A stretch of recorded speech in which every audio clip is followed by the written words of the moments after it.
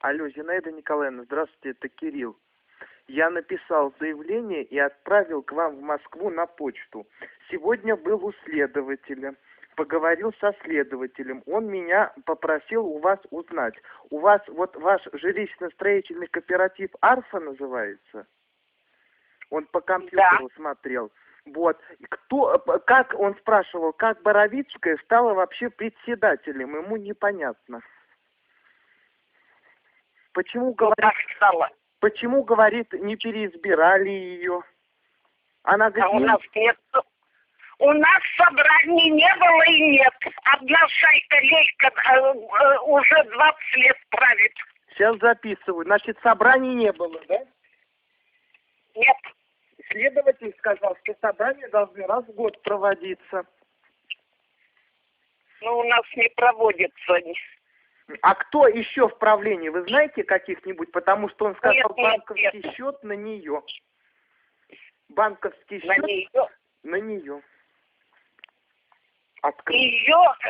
Ее заместитель Мирненко Татьяна Андреевна. Так, это бухгалтер. Пишу. Мирненко Татьяна Андреевна. А кто такой Василий Васильевич Мирненко? Вот тоже он сказал, личность подозрительная. Это очень подозрительно. Это муж Татьяны Андреевны. Он, говорит, в каком-то фонде работал. Он все пробил по компьютеру. Говорит, фонд какой-то. Вы не знаете? Фонд Карпова. Вагонами продавали гуманитарную помощь. Вагонами продавали. Так, записываю. Угу. Ну а что толку-то? Нет, он просил, он мне задал вот сейчас вопрос, он будет заниматься, потому что я написал серьезное заявление в прокуратуру города. И будет разборка. Какого города? Москвы. А он, так как я в Питере живу, он это заявление на контроль взял и сказал собрать все сведения, какие, говорит, сможешь, собери, говорит. Потом он меня стал спрашивать, кто такой Абдулин. Он там, говорит, кто это говорит? Это участковый. А, говорит, какое он имеет отношение? Да его выгнали уже. Вытурили с милиции. Он связан с Ниной Васильевной был, он сказал. Вот до нее надо добраться, до Вальки, моей соседки. А ваша соседка Валька, следователь сказал, хотела продать квартиру свою, но не продала. Чью? Свою квартиру, говорит, она хотела продать. Но почему не продала? А он говорит, а я не знаю. Говорит, ну я вижу, что она подавала объявление о продаже квартиры. Так у нее еще есть квартира. Как еще? А где? Вы не знаете адрес? Где-то вот выпил, там двухкомнатная квартира в 5-этажке. Так, в 5-этажке. Так, потом, Зинаида Николаевна, скажите, пожалуйста, а вот это Наташка... Она там прописана. Так, пишу. Прописано. Вот в той 5-этажке, да? Да. 5-этажки. Бычкова Валентина Александровна. А год рождения знаете? Да, ей 57 лет исполнилось. 57 лет. Исполнилось. 57 или 58. И исполнилось нынче. В мае. В мае. Ну, что еще надо? Так, я вас сейчас дальше буду спрашивать. Вот эта Наташка, как давно она появилась, ваша соседка, которая в Болгарию деньги возит? В 2006 году. 2000. Она в аптеке работала, с Склифосовского, в аптеке, заведующей аптекой там 30 лет. Вся наркота у нее в руках была. Так. Значит, потом следователь пробил по компьютеру, что вы писали заявление вот в 2001 году на Нину Васильевну. Он спрашивает, почему ваше заявление не возбудили уголовное дело, когда вы написали и ее с поличным взяли. По какой причине не возбудили дело? Потому что все откупилось она. А Наталья Васильевна вам не могла в этом вопросе помочь? Откуплено все было. Ничего не могла сделать.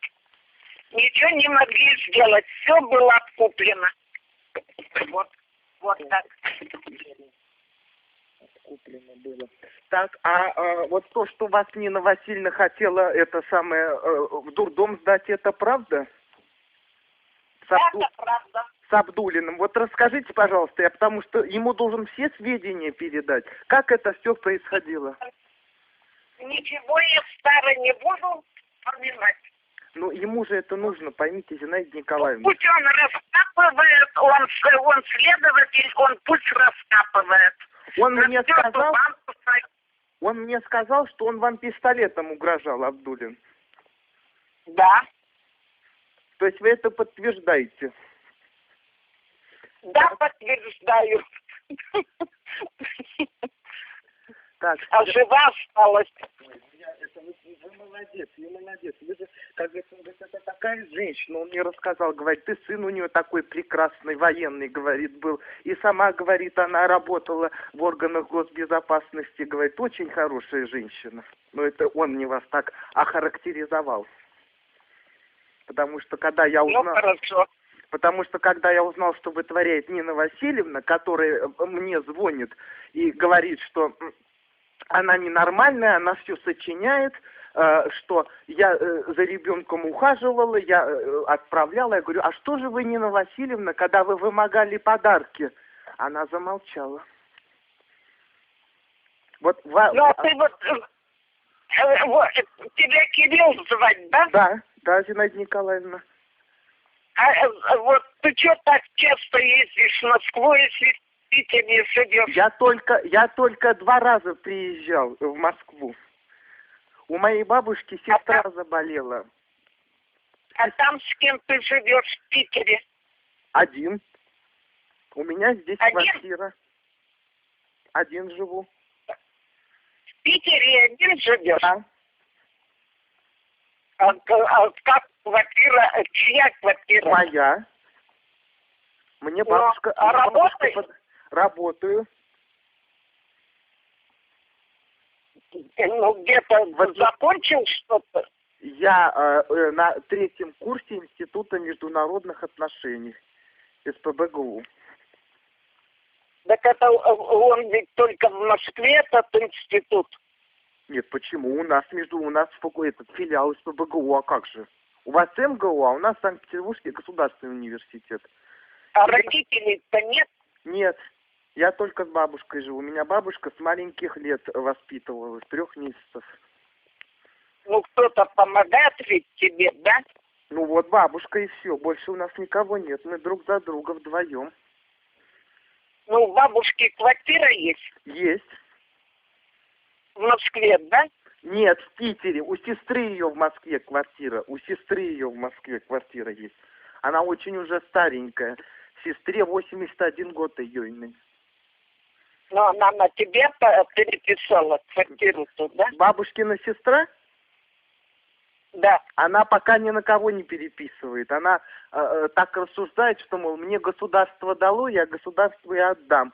А бабушка моя пытается ее как бы уговорить, чтобы на меня переписала. Она очень такая женщина. Ведь пенсии-то не хватает на еду тут, Кирилл. Ну, живу потихонечку, что вы так переживаете. Я за вас вот переживаю. Я ж тогда к вам приехал, хотел это самое помочь вам как-то. Но вы, видимо, подумали, что я плохой, да, хулиган какой-то.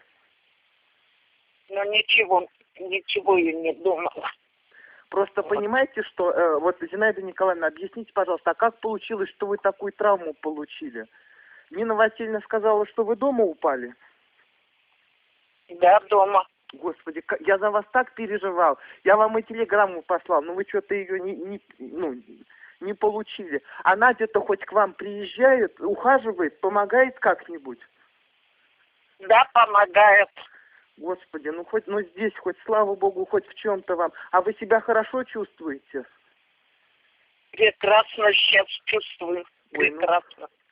ну это слава богу. А вы с Ниной Васильевной в плохих отношениях, я так понимаю, да? Потому Ну, что... что нам... Ни о чем мы с ней не беседуем. А она мне сказала, я почему поехал-то к вам, что Зинаида Николаевна ждет тебя, иди к ней. Поговоришь, все, она подтвердит, что я за ней ухаживаю, я ей во всем помогаю, что она там Людмиле Алексеевне деньги платила, чтобы та за вами ухаживала. Что говорит, Какой Людмиле? врач, она говорит, что это врач ваш. Ну, и Нина Васильевна платила По деньги. 4000 она мне сказала, я, говорит, плачу по 4000 в неделю. А Валька сколько платит? А Валька не Тоже? сколько. Валька говорит, что она из добрых побуждений помогает. Она, Нина Васильевна сказала, что, мол, я все одна плачу, Вера вообще не приезжает, Надя, говорит, тоже бросила. Я говорю, а почему вы, я говорю, такая вот, натравили этих парней, я говорю. И я не травила, я говорю, ну, сынок ваш натравил с дочкой. Дочка-то, вы знаете, мне следователь сказал, она, оказывается, машины, подрезала машины. И делала подставы, и делала, говорит, подставы, и это платила, говорит, деньги мама. Да. Ой, Это правда. Вы представляете, какой хороший следователь, все мне это хоть рассказал, кто есть кто. А Бородин... Где он находится, следователь? Он сидит в прокуратуре Санкт-Петербурга. Это друг сына моей бабушки. Вот бабушка дружит с дедом, а у этого деда сын как раз следователь. Ну и что он в Ленинграде все разбирается про Москву? Он собирает материал, а когда соберет, пошлет в Москву своему коллеге, в прокуратуру Москвы. Я тогда хотел, чтобы вы мне материалы, копии. Он говорит, я говорю, я теперь в Москву только поеду в ноябре. Я говорю, если я поеду, я говорю, я попробую, Зинаида Николаевна, копии каких-нибудь. У него материалов-то нет. Он все собирает по компьютеру. Ему же трудно. Ну, соберет. А? Соберет. А то он мне сказал... Нет. У вас нет материалов? Она? Да нету. Я выбросила. Ой, а что же вы так, а? Ой, ну я ему скажу, что у вас нет. Я ему скажу, что нет ничего, да? Да. А вот этот вот... А вот этот вот Василий Васильевич, который, он вот в этом фонде давно работал, Карпова, это на Краснопресненской, да, по-моему, фонд-то этот? Да. Он там с женой вместе крутил, да, деньгами? Миллионами крутили. Миллионами? Сейчас запишу. Миллионами. А вот это вот, как ее, Инна, вот у нее есть дочка. У этой Инны-то. Она же там, Сережа, он ходит по этим клубам, педики, знаете, ну, кто такие?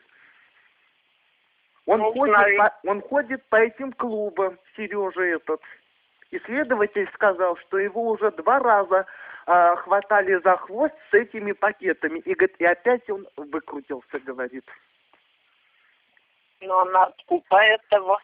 Вот я сейчас послал письмо на Красноармейскую, он послал свой запрос, чтобы разобраться, почему Нине Васильевне уже 7-й десяток, и она до сих пор заведующая, что, говорит, не имеет права быть заведующей.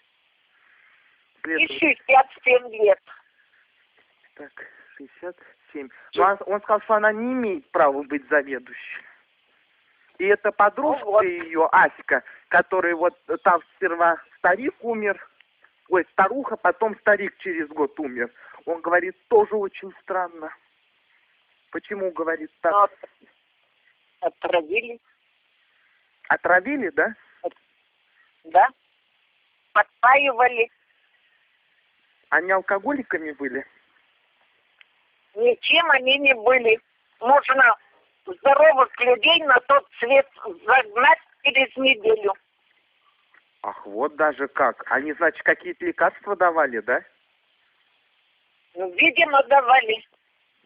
Подсыпали в еду и все. Так, Вначале умер старик, потом старуха.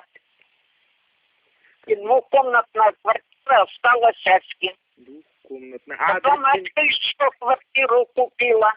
Потом ей дали в муниципалитете квартиру двухкомнатную. И еще у них своя двухкомнатная.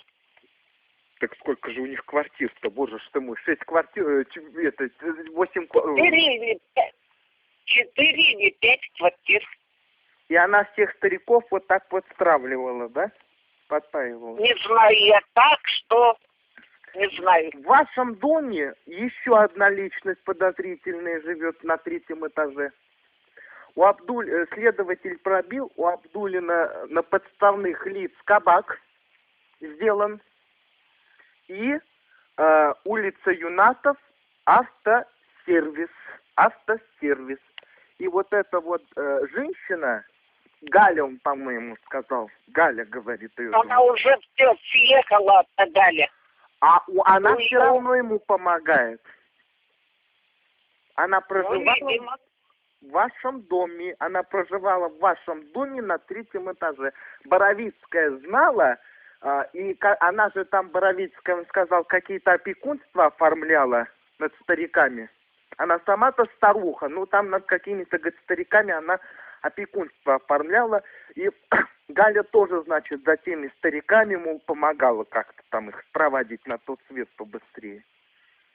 Вот он сказал. Ну, ты все знаешь. Так это я вот... Ты знаешь, что... Ну? А ты знаешь, что у Вальки белобрысой, Ну? муж в космосе миллионы наворовал. Во как. А вот тут поподробнее, пожалуйста. Не знаю я. Вот там пусть следователи раскопают. Да? Сейчас я запишу. Как его звать, мужа? Валентин Павлович. Так. Валентин Павлович. Бычков, да? А? Бычков. Нет, Петров. Петров. Она-то Бычкова. Ну и что? Так она замужем за ним или что? Замужем. А при чем тут? Так фамилии замужем могла бы свою фамилию оставить. Ну и что? Ну, точно, могла бы. Ну ладно, я пошла в магазин. Ой, а я с вами еще хотел поговорить. Зинаида Николаевна, я последний вопрос вам задам. Я вот подал за вас записку в церкви, а священник спросил, под каким именем вас крестили. Я же не знаю. Он говорит, вот ты пишешь Зинаида, а как, говорит, крестили, под каким именем? Ну, а под каким меня могут крестить Зинаида? Так и крестили, да? Вот у меня, например, бабушку Эля звать, так ее крестили под именем Елена, потому что Эля, нет такого имени. В общем, Зинаида Николаевна, я вам позвоню в пятницу, я в четверг к нему пойду, вот эти все материалы, которые вы мне сообщили, я ему передам и вам позвоню в пятницу. Поняли? Ну, поняла. Ну все, ждите моего звонка. До свидания. Хорошо. Все, пока. До свидания. Пока.